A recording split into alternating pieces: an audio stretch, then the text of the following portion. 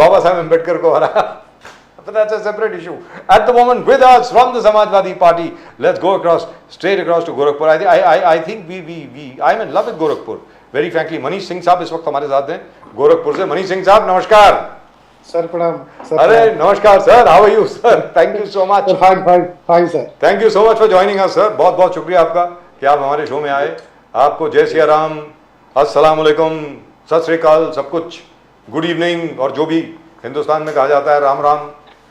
तो सर आप ये बताएं। सर जी जी सर आपको भी सर इस पर बहुत लंबी उम्र दे, आप हमेशा स्वस्थ रहे, और ये जो आपकी आवाज की हनक है ये हमेशा सत्ता को उसको ये बताती रहे कि सत्ता का काम क्या है और लोगों को कैसे सत्ता से भलाई होनी चाहिए। इसके लिए आपकी ये जो जुबान है ईश्वर हमेशा इसको ताकतवर बना कर रखे। सर बहुत बहुत शुक्रिया, थैंक यू सो मच आपका। लेकिन आप ये बताएं सर, आज की तारीख में हर जगह पर इसके बावजूद के मेन स्ट्रीम मीडिया, जो कॉर्पोरेट मीडिया, बड़े बड़े चैनल जितने, मतलब दुनिया के सबसे बड़े बड़े पत्रकार जहां पर काम करते हैं, सर हम तो छोटे से लोग हैं। मैं मतलब हम तो ये देख रहे हैं कि यार अखिलेश यादव के बारे में कोई खबर ही नहीं आ रही उनके, ये क्या हो रहा है। और यूपी से, पूरे उत्तर प्रदेश से, जहां जहां पर हमारे लड़के हैं, जहां जहां पर हमारे रिटेनर हैं, पुराने जर्नलिस्ट जितने भी जानते हैं, अरे कोई बोल रहा है अरे यार अखिलेश साहब की वो रैली उधर हुई, वहां पर 2.5 लाख लोग, वहां पर 1 लाख लोग, वहां पर 55,000 लोग, ये क्या हो रहा है sir? Manish Singh ji, what is going on here, ये क्या है, जरा बताएं प्लीज। जी सर, हम लोग जिस विचारधारा की राजनीति करते हैं, जिस विचारधारा को हम लोग मानते हैं, हम लोगों ने तो सर पढ़ा है, हम लोगों ने तो किताबों में पढ़ करके जाना है, लेकिन आप लोगों ने तो बहुत उस चीज़ को नज़दीक से देखा होगा। लोहिया जी ने हमेशा से इस बात को तस्दीक किया, और लोहिया जी ने अपने भाषणों में ये कहा था कि जब चुनाव का वक्त आ जाए तो समाजवादियों अखबार पढ़ना बंद कर देना, इसलिए कि तुम्हारी कोई भी खबर उस अखबार में किसी भी रूप में दिखाई नहीं देगी। तो ये तो सर हम लोग सर आप इस हमारी बात से शायद सहमत होंगे कि हमारी ये जो पुरखे पूर्वज थे उन लोगों ने भी ये बात कही थी कि जब चुनाव का वक्त नजदीक होगा तो हम लोग अखबारों की खबरों से गायब रहेंगे।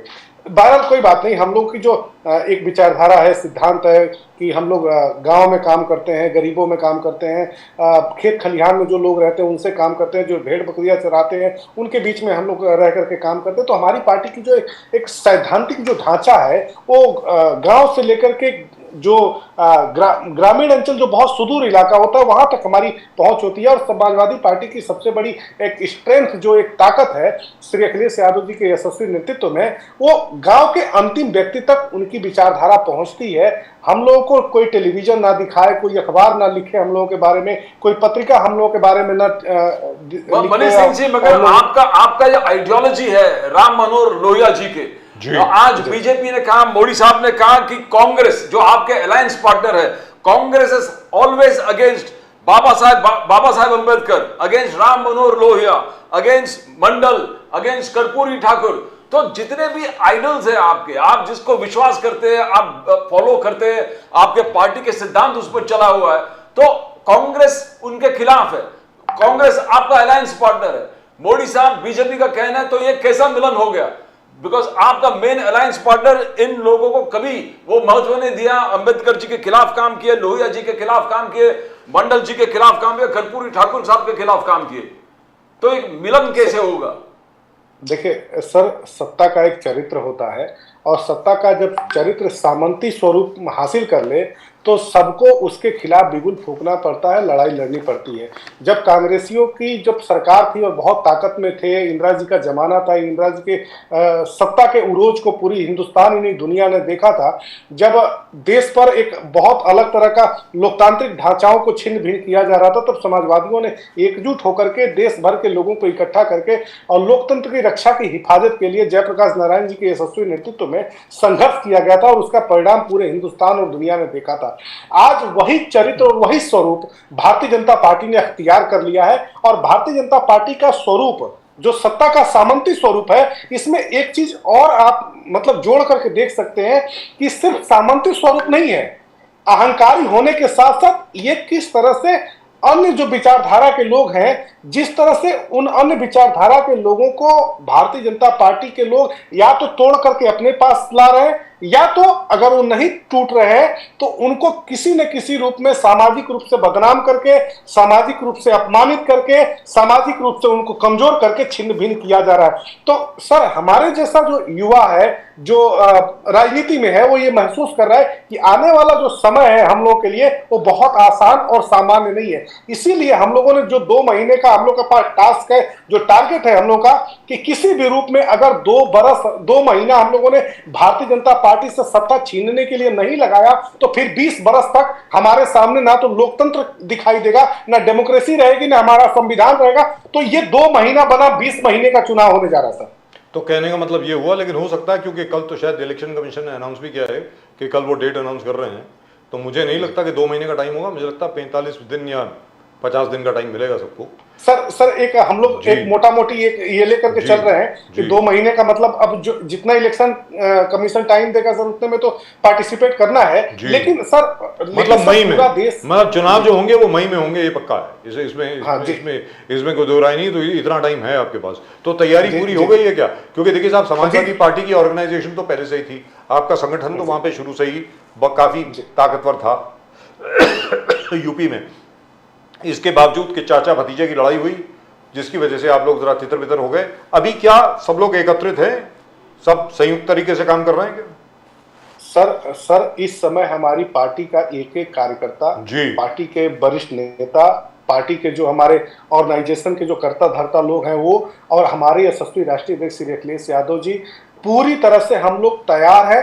और सर हम लोग मतलब आपसे कभी कभी मतलब आपकी बातचीत करने का तरीका इतना पारिवारिक हो जाता है, इतना व्यवहारिक है कि आदमी व्यक्तिगत भी बातें करने लगता है। सर मैं पार्टी की इंटरनल आपसे बात बताऊं कि हम लोगों ने ये मन बना लिया है पूरी तरह से कि उत्तर प्रदेश में भारतीय जनता पार्टी की जो 80 की 80 लोकसभा सीटें हैं, हम लोग यहां तक कि बनारस में जो मोदी जी तमाम एक नए तरह का राजनीतिक प्रयोग तीसरे चुनाव में भी करने जा रहे हैं। हम लोग कड़ी टक्कर और कड़ी चुनौती उनको बनारस में देंगे। और मोदी जी पिछली बार 6 दिन रुके थे बनारस में प्रचार के लिए, इस बार उनको 15 दिन से अधिक रुकना पड़ेगा।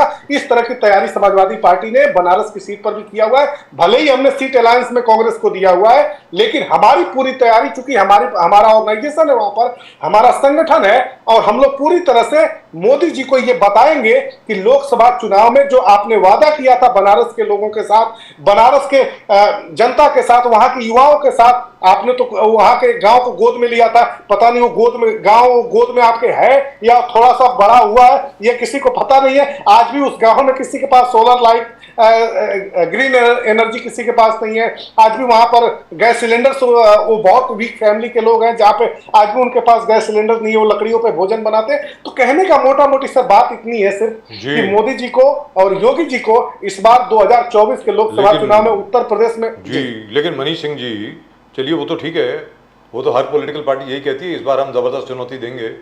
लेकिन लोगों से जो बातचीत होती है, स्पेशली काशी में जितने भी लोग जाते हैं, काशी विश्वनाथ बाबा के दर्शन करने को जाते हैं विश्वनाथ मंदिर में, हर एक कोई बड़ी तारीफ करता है यार उसकी। तो मनीष सिंह जी ये बताएं, हर एक कोई बोलता है कि यार बहुत डेवलपमेंट हुई है, वहाँ तो बहुत विकास हुआ है, बड़ा खूबसूरत दिखता है। पहले तो गंदी गंदी गलियों में से जाना पड़ता था, आज की तारीख में बहुत सौंदर्यकरण हुआ है काशी का। और स्पेशली जो काशी विश्वनाथ मंदिर है वो तो वाह जबरदस्त है। गंगा से सीधा बिल्कुल सीधा दृश्य दिखता है गंगा का। मतलब इधर काशी विश्वनाथ मंदिर है और सामने गंगा जी दिखती हैं, और इतनी साफ सफाई है वहाँ के इलाके में कि मतलब वाह। मैं नहीं गया हूँ, मैं ज़रूर जाऊँगा अभी थोड़ी देर के बाद। तो आपका क्या कहना है, आप गए हैं वहाँ पे, क्या काशी गए आप? सर मैं काशी अनवरत बचपन से मैं जाता हूँ, और काशी को मैंने बहुत, क्या बात है सर, जबरदस्त। सर काशी एक बहुत आध्यात्मिक और बहुत ही मतलब हिंदू आइडियोलॉजी को मानने वाले लोगों के लिए बहुत ही एक वो पाक जगह है जहां पर आदमी श्रद्धा के भाव से जाता है। भारतीय जनता पार्टी ने एक काम जरूर किया है कि उस धरती और उस धारा को पूरी तरह से व्यवसायिक बना दिया है। वहां पर टेंट सिटी आपने देखा होगा सर, इतने महंगे महंगे टेंट सिटी लगा करके, और वहां से लोगों को बेइंतहा पैसे वसूले जा रहे हैं। और सर इतना दुर्भाग्य है, मतलब कहने का मतलब बाहर से जो चीजें आकर्षित करती हैं सर, वो अंदर से बहुत कभी कभी खोखली दिखाई देती हैं। मोदी जी का जो डेवलपमेंट है वहां पे, जब वहां के साधु संतों से जब आप बात करेंगे व्यक्तिगत तौर पे, आप सर अब तो आप जा ही रहे हैं, आपने जैसा कहा है, तो जाइएगा तो कभी व्यक्तिगत बात करिएगा तो वो लोग पीड़ा अपनी बताएंगे कि कैसा हमारा काशी था, अब हमारा कैसा काशी है। सर वो एक पर्टिकुलर उस क्षेत्र को जब आप देखेंगे तो वहां पर जो रेस्टोरेंट खोले गए हैं, जो एक व्यवसायीकरण करके उस पर धीरे धीरे धीरे धीरे वहां कहां के लोगों ने आकर के अपने प्रतिष्ठानों को, एक गिलास जूस जानते हैं सर कितने को मिलती है? 210 रुपए की एक गिलास की जूस मिलती है सर। जो जूस 30 रुपए की, 40 रुपए की हमको मिलनी चाहिए थी, जो हम लोग 30 रुपए 40 रुपए का जूस पीते हैं, वो मोदी जी के विकास का नतीजा है कि 210 रुपए की जूस बिकती है सर जी। तो अब आप सोचिए कि तो जो डेवलपमेंट है, तो फिर भी लोग मोदी जी से खुश क्यों हैं, ये बताएं। आप जो बात कर रहे हैं बिल्कुल बिल्कुल ठीक बोल रहे होंगे, कोई आप झूठ तो नहीं बोलेंगे ना? नहीं सच्ची बोल रहे हैं आप। चूंकि मैं आपसे अभी भी मैंने बोला है आपसे कि मैं आपसे कभी कभी व्यक्तिगत बातें और पारिवारिक बातें करने लगता हूं, मेरा आपसे एक इस तरह का लगाव धीरे धीरे होता चला गया है। सर आप जब जाइएगा बनारस में ना, तो एक ये मत बताइएगा किसी से कि आप पत्रकार हैं, आप सिर्फ व्यक्तिगत उससे बात करिएगा तो वहां के लोग ये जरूर बताएंगे कि कैसा उनका काशी था, अब उनका कैसा काशी हो गया है। मनीष सिंह जी, कैसा 2 साल में 13 करोड़, कैसा काशी था और अब कैसा हो गया है? दो साल में 13 करोड़ विजिटर्स मोदी जी के आंकड़ा है। 2 years 13 crore visitors. Kashi infrastructure spending has increase by 41%। Kashi में इंफ्रास्ट्रक्चर 41% बढ़ गया है, जो सरकार का स्पेंडिंग है। 25,000 करोड़ का बिजनेस जनरेट हो गया पिछले 2 साल में, 25,000 करोड़। तो क्या ये this is not development Manish Singh ji? क्या ये डेवलपमेंट नहीं है? 25,000 करोड़ क्या लोगों में, जो गरीब से गरीब लोग, उनको कोई व्यवसाय नहीं मिला, कुछ नहीं मिला, जो टूरिस्ट आते हैं उनसे कोई संपर्क नहीं हुआ, जो सेइंग दैट नथिंग, कोई बेनिफिट नहीं हो गरीबों को। सर मैं आपकी बात से सहमत हूं, लेकिन 2014 में जब श्री अखिलेश यादव जी उत्तर प्रदेश के मुख्यमंत्री थे, इलाहाबाद में कुंभ का आयोजन हुआ था। श्री आजम खान जी उस डिपार्टमेंट के मिनिस्टर थे और उनके नेतृत्व में उस कुंभ का आयोजन किया गया था। कुंभ में 8 करोड़ लोग से ऊपर दर्शन कुंभ के मेले का किए थे उन लोगों ने।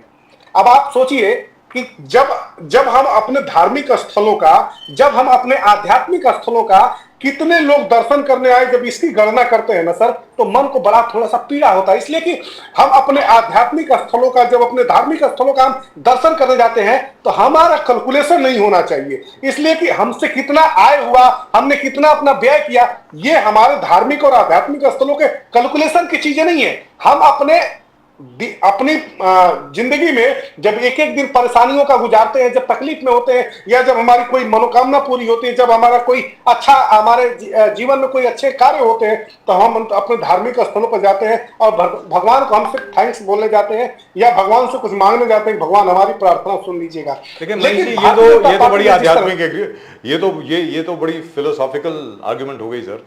फैक्ट इज कि लेकिन काशी में अब जाकर के जितने भी लोग जा रहे हैं, हो सकता है कि जहां तक हम लोगों का सवाल है, मतलब हम लोगों ने कितने लोगों से बात करी होगी जो काशी गए हैं?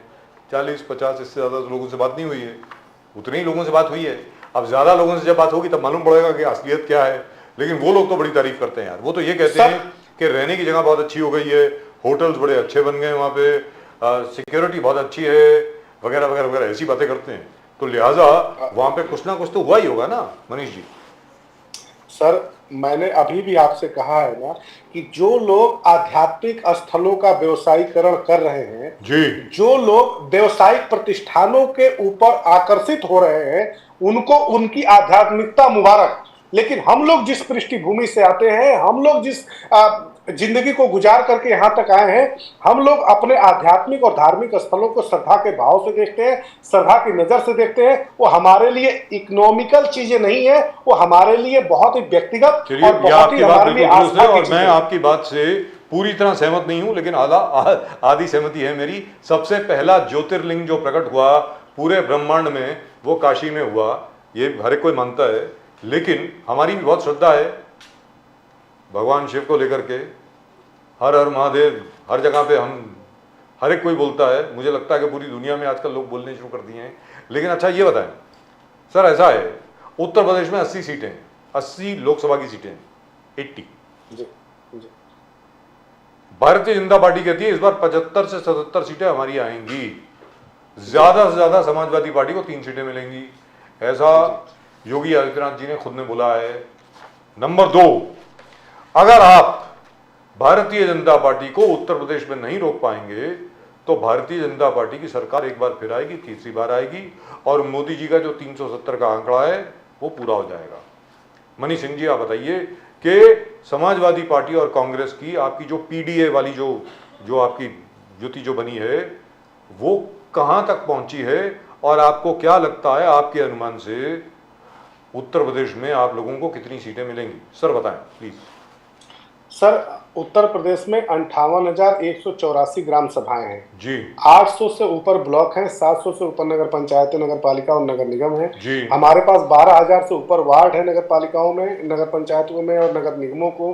तो जो 403 विधानसभा और 80 लोकसभा क्षेत्रों में पूरी तरह से समाजवादी पार्टी प्रत्येक बूथों पर अपने 20-20 वॉलेंटियर्स की पूरी टीम एक खड़ी कर चुकी है, और उसके आधार पर और जिस तरह से हम लोगों ने भारतीय जनता पार्टी का जमीनी स्तर पर विरोध किया है, उनकी नीतियों की मुखालफत किया है, जो उन लोगों ने वायदा किया था। अब देखिए सर, कितना बड़ा दुर्भाग्य है, 2022 में भारतीय जनता पार्टी ने अपने संकल्प पत्र में यह घोषणा किया था कि हम जैसे ही सरकार में आएंगे, हम उत्तर प्रदेश की बहनों को सर आवाज मिल रही है मेरी? जी बिल्कुल आ रही है आवाज आपकी, बढ़िया आ रही है, जबरदस्त। जी जी जी उत्तर प्रदेश की बहनों को जो इंटरमीडिएट की शिक्षा हासिल कर लेंगी, हम उनको स्कूटी देंगे। सर एक बार आप भी उसको एनालिसिस करिएगा, देखिएगा। जी जी जी, आज तक नहीं याद है मुझे याद है, आज तक एक भी कोई लड़की को स्कूटर दिया हो अगर उत्तर प्रदेश की सरकार ने, जो कि कहा जाता है, जैसे अभी हम लोग धार्मिकता की और आधुनिकता की बात कर रहे थे, योगी आदित्यनाथ जी तो संत हैं, बहुत बड़े पीठ के महंत हैं वो। कहा जाता है कि वो नाथ संप्रदाय के सबसे बड़े नाथ हैं, मतलब वो अनाथों के नाथ हैं। जब योगी जी बोलते हैं तो देखिएगा उनकी जुबान से जैसे निकलता है कि वो सबसे बड़े अनाथों के नाथ हैं। 2 साल से बीत गया, 2 बजट इनका पेश हो चुका है उत्तर प्रदेश की कैबिनेट विधानसभा में, और एक स्कूटी का पहिया तक आज तक उत्तर प्रदेश की किसी लड़की ने नहीं देखा। तो सर कहने का सिर्फ इतना मतलब है कि इनके जुबान से निकली हुई बात अगर धरातल तक पहुंच जाती तो आज तक हिंदुस्तान स्वर्ग बन चुका होता। भारतीय जनता पार्टी जो कहती है वो करती नहीं है, और जो करती है वो कहती नहीं है। लेकिन समाजवादियों के बारे में ये कहा जाता है, और हम लोगों ने एक नारा लगाया है सर कि जो कहा वो करके दिखाया उसका नाम मुलायम है, और जिसने कभी न झुकना सीखा उसका नाम मुलायम है। धरती और गगन में अब भी जिसका जलवा कायम है, जिसने कभी न झुकना सीखा उसका नाम मुलायम है। लेकिन इसके अलावा स्कूटी के अलावा 25,000 रुपए की भी बात की गई थी। इकोनॉमिकली वीकर सेक्शन की जो लड़कियां हैं, आर्थिक स्थिति से जो कमजोर लड़कियां हैं, उनको 25,000 रुपए देने की भी बात की गई थी स्कूटी के अलावा। क्या वो 25,000 रुपए मिले या वो भी नहीं मिले? सर बिल्कुल कहीं पर किसी को भी कुछ भी नहीं मिल।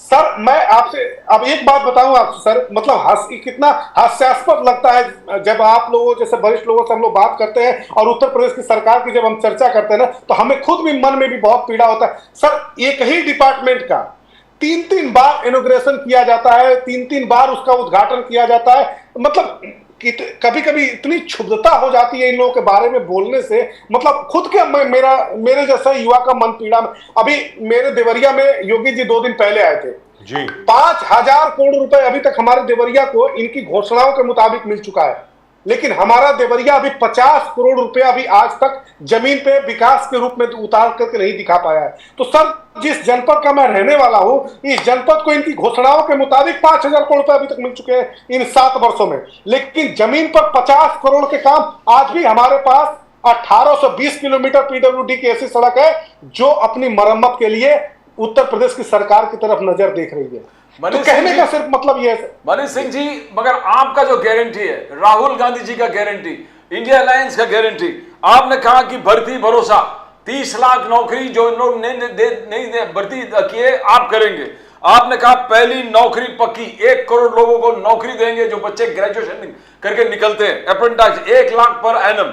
आपने कहा पेपर लीक से मुक्ति होगा, आपने कहा जो सामाजिक सुरक्षा की तरफ जो गरीब से गरीब सैनिटरी वर्कर्स है, सामाजिक सुरक्षा, युवा रोशनी 5,000 करोड़ आपने, मगर ये यहां तक ठीक है, मगर ये जो महालक्ष्मी स्कीम है ये कैसे होगा? 8,500 रुपया हर प्रति माह आप महिलाओं को देने वाले हैं, गरीब महिलाओं को। ये कभी कभी लोग सुनते हैं तो बोलते हैं ये कैसे संभव होगा? आज तक 1,000 2,000, जैसे कर्नाटक में 2,000 दिया था, कई 1,000 दिया था, केजरीवाल जी ने 1,000 हर महीने दिए महिलाओं को। आप इंडिया अलायंस 8,500 का वादा कर रहे हैं मनीष सिंह जी, और आगे जाके आधी आबादी पूरा हक 50% सेंट्रल गवर्नमेंट आप रिजर्व कर रहे हो महिलाओं के लिए जॉब्स। तो ये कभी कभी सुनते ऐसा लग रहा है कि क्या ये होगा नहीं होगा, आपको क्या लगता है इसमें? सर देखिए, मैं जहां तक मुझे आज अखबारों के इश्तिहार में देखा होगा आपने सर कि कांग्रेस पार्टी की तरफ से जो अनाउंसमेंट किया है वो पूरी तरह से कांग्रेस पार्टी का अनाउंसमेंट है। लेकिन इतना जरूर मैं कहना चाहता हूं कि सरकार के इच्छा शक्ति पर निर्भर करता है कि सरकार क्या करना चाहती है। जैसे 2022 का जब हम लोग चुनाव लड़ रहे थे तो हमारे श्री अखिलेश यादव जी ने कहा था, और भारी सभा में इश्तेहार के माध्यम से उन्होंने नहीं कहा था, जनता के बीच में जनता को संबोधित करते हुए हमारे नेता ने कहा था कि उत्तर प्रदेश की 12,40,000 जो सरकारी विभागों में पद खाली है, उत्तर प्रदेश की सरकार में अगर हम आते हैं, अगर समाजवादियों की सरकार बनती है तो पहली कैबिनेट की पहली बैठक में 12,40,000 सरकारी पदों के जो रिक्त पद है उनको भरे जाएंगे। उन्होंने दूसरी जो सबसे बड़ी बात कही थी कि आईटी सेक्टर में, चूंकि 2022 का चुनाव हो रहा था, विधानसभा का चुनाव हो रहा था, तो हमारे नेता श्री अखिलेश यादव जी ने कहा था कि 22 लाख उत्तर प्रदेश के युवाओं को आईटी सेक्टर में पहले कैबिनेट की पहली बैठक में 22 लाख युवाओं को हम नौकरी देंगे। तो कहने का सर, हमारे नेता के अंदर इच्छा शक्ति है, वो करना चाहते हैं, उनके मन में ये लालसा है। और सर, हम केंद्र सरकार की तरफ नजर उठा करके नहीं देखते हैं कि केंद्र सरकार हमारी मदद करेगी। हमने उत्तर प्रदेश में श्री अखिलेश यादव जी ने अपने रिसोर्सेज से, अपने संसाधनों से उन चीजों को करके दिखाया है। इसलिए हम बार बार ये बात कह रहे हैं कि उत्तर प्रदेश में श्री अखिलेश यादव जी के नेतृत्व में इंडिया अलायंस जो चुनाव लड़ने जा रही है, उत्तर प्रदेश की जनता भरोसा करती है। इसलिए कि अगर भरोसा नहीं करती तो 36% जो हमें वोट 2022 में मिला था, उसी 36% वोट को हमको बढ़ा करके भारतीय जनता पार्टी के जो वोट परसेंटेज होगा उसके हमको 2 या 3% हमें आगे लेकर के जाना है। इसीलिए उसी रणनीति पर हम पूरा काम कर रहे हैं। इसीलिए हमने पीडीए जैसी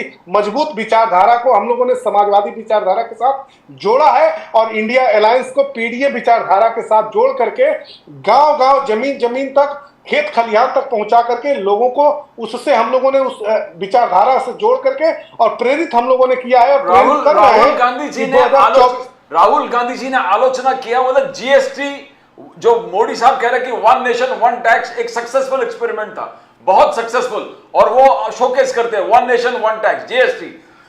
नोटबंदी, राहुल गांधी का कहना है कि नोटबंदी और जीएसटी ने पूरे छोटे उद्योग को डिस्ट्रॉय कर दिया है, पूरा समाप्त कर दिया है। एम्प्लॉयमेंट जो बेरोजगारी इतनी बड़ी है इसके लिए कि ये 2 मेजर डिसीजन, क्या यूपी में ये देखने को मिला है मनीष सिंह जी? सर बिल्कुल इस बात से हम पूरी तरह से सहमत हैं कि जीएसटी ने पूरी तरह से गांव के जो व्यवसायिक छोटे छोटे दुकानदार थे उनके व्यवसाय को चौपट कर दिया, तोड़ दिया है, उनको पूरी तरह से खत्म कर दिया है। दूसरी जो महत्वपूर्ण बात है सर कि आप नोटबंदी को भारतीय जनता पार्टी ने जिस तरह से प्रोपेगेंडा किया कि इससे आतंकवाद रुकेगा, इससे हम काला धन, काला बाजारी पर रोक लगाएंगे, हम लोग जो लोग पैसा इकट्ठा कर रहे हैं, बहुत बड़ा धन संग्रह कर रहे हैं, उनको हम रोकेंगे। भारतीय जनता पार्टी ने सबके पैसे को रोकने की कोशिश, भारतीय जनता पार्टी ने जनता के बीच में तो बता दिया कि सब लोग चोर है, बेईमान है। जीएसटी को जो रोकने की बात कर रहे हैं, जीएसटी लागू नहीं होने देना चाहते, वो चोर है, बेईमान है। लेकिन भारतीय जनता पार्टी ने खुद साबित किया है कि भारतीय जनता पार्टी से भ्रष्ट देश की और दुनिया की कोई राजनीतिक पार्टी नहीं है। इसलिए कि विपक्ष की जो मांग होती है वो जनता के हितों को ध्यान में रखते हुए होती है, लेकिन भारतीय जनता पार्टी जो एक प्रोपेगेंडा बनाती थी, इलेक्टोरल बॉन्ड के घटना होने के बाद जब जनता के सामने ये घटना आई है तो लोगों के मन में भी ये सवाल पूरी तरह से मजबूत हो गया है कि भारतीय जनता पार्टी सबसे भ्रष्ट पार्टी है और जनता को गुमराह करके जनता को लूट। एक चीज बताएं सर, हमारी पर्सनल इंटरेस्ट की बात है, ये तो व्यक्तिगत तौर पे बड़ी दिलचस्पी है। इस सीट में हमारी 2 सीटें हैं, एक तो जौनपुर है, हमारे मित्र जो हैं कृपाशंकर सिंह जी पहले कांग्रेस में हुआ करते थे, अब बीजेपी में चलेगा, पता नहीं कैसे बोलते होंगे वो। मुझे समझ में नहीं आ रहा, जो आज तक मतलब गांधी जी और पंडित नेहरू और मौलाना आजाद और सोनिया गांधी के बारे में बात करते रहे, किताब लिख रहे थे, सोनिया जी पे किताब भी लिख रहे थे, और तो और छोड़िए, वो उनकी जो वाइफ हैं, क्या नाम है प्रदीप जी उनका, मालती जी ना, मालती देवी जी जो हैं, वो तो ये बताती थी कि सोनिया जी को उन्होंने कैसे वो क्या दूधी और पता नहीं क्या कुछ बनाना भी सिखाया उन्होंने, ऐसा कृपाशंकर सिंह जी बताते थे। अब वो जौनपुर से लड़ रहे हैं बीजेपी की टिकट पे, और आजमगढ़ में अखिलेश यादव जी ने अपनी सीट छोड़ी और नेहरूआ जी जीत गए वहाँ से, और अब आप गुड्डू जमाली जी को लेकर के आ गए हैं बीएसपी से, वो भी अब आजमगढ़ में आ गए हैं। तो इन दोनों सीटों पे क्या हो रहा है सर, जरा बताएं, आपको कुछ मालूम होगा। सर जौनपुर, आजमगढ़ सहित पूर्वांचल की जो 23 लोकसभा क्षेत्र हैं जी, ये बहुत ही एक मतलब एक ऐसी, ये पूरी इलाहाबाद से पकड़े हुए जो ये पूरा देवीपाटन मंडल का जो पूर्वी बेल्ट है ना, गोरखपुर भी उसमें है, आजमगढ़, ये जो एक बेल्ट है ना, इसकी पॉलिटिक्स ही एक बिल्कुल अलग तरह की होती है। यहाँ के लोग बहुत ही बिहार का पश्चिमी सिरा और यूपी का पूर्वी सिरा, ये दोनों का एक स्वभाव जो है वो पूरी तरह से मेहनत पर, मजदूरी पर, कृषि पर और छोटी मोटी नौकरियों पर टिका हुआ है। हमारे यहाँ बहुत बड़ी उद्योग की कोई एक ऐसी संस्था नहीं है, हमारे पास कोई उद्योग की बहुत बड़ी संरचना नहीं है कि हम उद्योगों के सहारे अपने जीवन यापन को, हमारे पास जो है वो छोटी मोटी नौकरियां हैं, हमारे पास छोटी खेती है, उसके बाद से हमारे पास मेहनत और कृपाशंकर सिंह जी के बारे में बताएं ना सर, हर एक को उत्सुक है सुनने के लिए। वो जौनपुर जीत रहे हैं कि नहीं जीत रहे, ये बताइए। सर कृपाशंकर जी के बारे में कुछ कहना, मैंने पहले डिबेट में भी आपसे कहा था, कृपाशंकर सिंह जी ने जो त्रुटि अपने जीवन में किया है, अब तो जीवन के उस पड़ाव पे हैं, चौथे पन में वो पहुंच चुके हैं अपने उम्र में, कि उनको इस उम्र में इतनी बड़ी गलती नहीं करनी चाहिए थी। एक विचारधारा के साथ होते, एक सिद्धांत के साथ थे, लेकिन जो मैंने सर उनको देखा है कि वो हमेशा कभी इस फ्लाइट में, कभी इंडिगो में मिलेंगे, कभी जेट एयरवेज में मिलेंगे, कभी, मतलब वो ऐसे पर्यटनकारी नेता हैं कि वो कभी एक राज्य में एक विचारधारा के लिए आंदोलन करते हुए आपको नहीं दिखेंगे। हमेशा कभी इस सरकार के यहाँ पहुंचे हुए दिखेंगे, कभी उस सरकार के, कभी इस दफ्तर में उनकी फाइल दिखेगी, कभी उस दफ्तर में। तो एक आर्टिफिशियल पॉलिटिकल जो कैरेक्टर है उनका, उससे जनता, जौनपुर की जनता वाकिफ है, और जौनपुर के रहने वाले वो जरूर है, लेकिन पूरी जिंदगी उनकी बंबई में गुजरी, महाराष्ट्र में गुजरी। लेकिन जौनपुर में सर ये बताएं, जौनपुर में क्या है जो मुझे इतना तो मालूम नहीं है, जौनपुर में सिर्फ एक ही बार गया हूँ, और वो भी नवाब जौनपुर की जो लाइब्रेरी है वो बहुत जबरदस्त है वहां सर। लेकिन कृपाशंकर सिंह जी से एक चीज जरूर मांगिएगा, अगर आपके सर आपके मित्र है तो एक चीज जरूर मांगिएगा कि वहां की जो जलेबी है ना वो सबसे मशहूर है, तो जलेबी उनसे जरूर मंगवाइएगा। जैसा वो जलेबी राजनीति की बनाते हैं, वो जलेबी वहां जौनपुर में बन तो नहीं पाएगी, लेकिन वहां की जलेबी बहुत मशहूर है, उनसे जरूर मंगवाइएगा। सुना वहां पर यह है कि वहां पे निषाद वोट और मुस्लिम वोट बहुत जबरदस्त है, वो उसका प्रोपोर्शन बहुत ज्यादा है। अगर वो साथ में आ गया तो बीजेपी का जीतना नामुमकिन है, लेकिन निषाद वोट ज्यादातर मुस्लिम वोट के साथ नहीं जाता है। क्या इस बार ऐसा कोई चमत्कार करने वाली है Samajwadi party? Sir Samajwadi party ने, जैसा आपने पहले भी जिक्र किया कि हम लोग जिस पीडीए विचारधारा को लेकर के गांव तक पहुंचे हैं, लोगों को उनकी जरूरतों से जोड़े हैं हम लोगों ने। वो अब कोई निषाद बिरादरी का ऐसा भी युवा होगा जो ये नहीं चाहता होगा कि उसके आरक्षण का भोजन भारतीय जनता पार्टी कर ले और भारतीय जनता पार्टी को हम वोट दे दें। दूसरी जो महत्वपूर्ण बात है सर कि जो पिछड़ी जातियां हैं, जो दलित वर्ग के लोग हैं, जो अल्पसंख्यक वर्ग के लोग हैं, उन लोगों ने भारतीय जनता पार्टी का उत्पीड़न झेला है। भारतीय जनता पार्टी सत्ता में रहते हुए जिस तरह से पिछड़े तबके को, दलित तबके को, अल्पसंख्यक तबके को और अपर कास्ट में भी जो भारतीय जनता पार्टी से असहमति रखते हैं, उन सभी लोगों को उसका तो जीता जागता, अभी धनंजय बाबू उसके गवाह है, जीता जागता धनंजय बाबू का क्या असर किया है भारतीय जनता पार्टी ने सर, वो आपसे नहीं छुपाया, आप देख रहे हैं। तो जो अगड़ी जातियों में भी जो उस तरह के लोग हैं जिनको भारतीय जनता पार्टी ने उत्पीड़ित किया है, तो उसकी एक बहुत बड़ी थाती है। और पूर्वांचल का जौनपुर, आजमगढ़, गोरखपुर, ये एक ऐसी एक थाती है जो हमेशा से वर्चस्ववादी सामंती सत्ताओं को चुनौती दिया है और यहीं से परिवर्तन के बिगुल फूके गए। तो और आजमगढ़ में क्या होने वाला है sir? Sir Azamgarh Samajwadi party जीतेगी सर, पक्का, और बहुत बड़े, मतलब एक बार फिर बड़े मार्जिन से।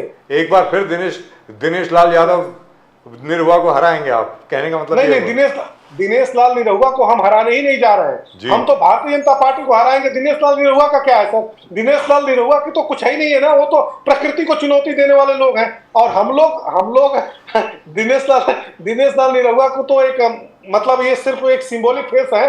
हम लोग तो भारतीय वहां जनता से पार्टी आपके को- कैंडिडेट कौन है सर? अभी तक अनाउंसमेंट आई कि नहीं आई? अभी तक तो लिस्ट सर- नहीं आई सर- है शायद। सर- क्या थोड़ा सा- गुड्डू सर- जमाली क्या आपके कैंडिडेट होने वाले हैं वहां से? नहीं सर, गुड्डू जमाली जी तो एमएनसी पार्टी ने उनको उच्च हमारे जो विधान परिषद का उच्च सदन है उसमें उनको नॉमिनेट किया है। तो जी। आप तो उच्च सदन में है, और हमारे यशस्वी राष्ट्रीय अध्यक्ष जी बहुत जल्दी 1 से 2 दिन के अंदर सर निर्णय हो जाएगा, और जो भी कैंडिडेट होंगे वो भारी मतों से भारतीय जनता पार्टी को हराएंगे। क्या बात है सर। प्रदीप जी आपको पूछना चाह रहे हैं? हैं मनीष सिंह जी बहुत बहुत धन्यवाद आपका, बड़ा मजा आता है आपसे बात बहुत करके। जबरदस्त है। जबरदस्त आपकी अंडरस्टैंडिंग जो है उत्तर प्रदेश की, माशाल्लाह मजा आ गया यार बात करके, कमाल है। बिल्कुल, कभी आप मुंबई आइए, जरूर ऑफिस आइएगा, चाय सर आपका चरण आइए छूने जरूर। आएंगे प्लीज। आपके thank you so much sir, thank you very much for joining अस। आपको जय सिया राम, हर हर महादेव, जय श्री राम, हर हर महादेव सर। नमस्कार सर, नमस्कार।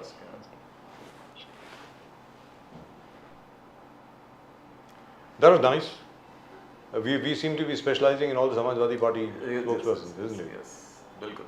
Right, that's just about it for tonight's show. We'll of course take comments tomorrow. In the meantime, please do keep subscribing to the channel. Channel को subscribe करें जरूर And the bell. जी। और जहाँ तक घंटी का सवाल है, हमने सुना हमारे जो कमांडर हैं वो घंटी बोल रहे हैं, लेकिन किसी ने घंटी बजाई नहीं अभी तक। चलिए कोई बात नहीं, आपकी मर्जी है, ना बजाइए आज। वाह जी वाह, घंटी भी बज गई। चलिए, बिल्कुल ऐसे लगता है मंदिर की घंटी है, कमाल है, ज़बरदस्त। तो चलिए, ये आज का शो सिर्फ इतना ही। यहाँ पर ये खबर देते हुए कि रविवार को शिवाजी पार्क में बहुत बड़ी रैली होने वाली है, सुनने में आया, और ये कहा जा रहा है कि इससे ज़्यादा बड़ी रैली आज तक कभी हुई नहीं कांग्रेस की। Of course, they say it's an India Alliance rally, the MVA rally, and I hope Mamata Banerjee ma'am is better. I hope. They say she fell in the bathroom and started The bleeding. treadmill, the bathroom, all kinds of things. Started bleeding from her forehead. People, political leaders have been saying that you need to know when to exercise, when not to. Yes, and I hope she remains all right, and I hope she's there to give a good challenge to the BJP in West Bengal. But if you remember, Pradeep ji, even during the last election, the last assembly elections, she had fractured her foot, and there were photographs of her leg in a plaster had gone viral all over the place. This time she's hurt herself on her forehead. So each time she gets hurt, her party does well. So maybe that's it. Like they say about the actress Kajol, by the way. I'm not trying to be frivolous. Kajol जी के बारे में ये कहा जाता है कि काजोल जी जिस film के सेट पर गिरती हैं वो फिल्म हिट हो जाती है। तो इसलिए जान करके आज की तारीख में जिस भी फिल्म में वो जाती हैं ऐड करने के लिए, उनको गिराया जाता है जान के। ऐसा काजोल जी का खुद का कहना है, मुझे मालूम नहीं है।